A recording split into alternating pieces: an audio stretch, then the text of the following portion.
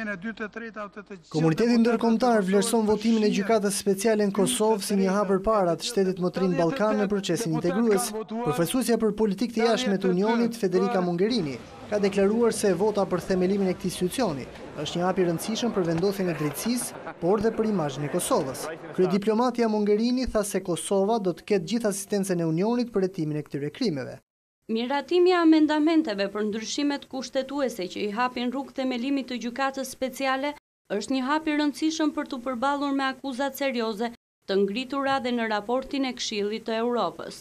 Duke i njohur edhe vështirësinë e këtij hapi nga deputetët në Kuvendin e Kosovës, mund të them se është një shenjë përgjegjësie vendosja e drejtësisë dhe së vërtetës, por edhe një hap përpara i Kosovës në rrugën evropiane. Themelimi i gjykatës speciale është përshëndetur dhe nga ambasada amerikane dhe ajo e BE-s në Prishtinë. Përmes një deklarate të përbashkët, realizohet se ky ishte një hap i rëndësishëm në rrugën euroatlantike të Kosovës.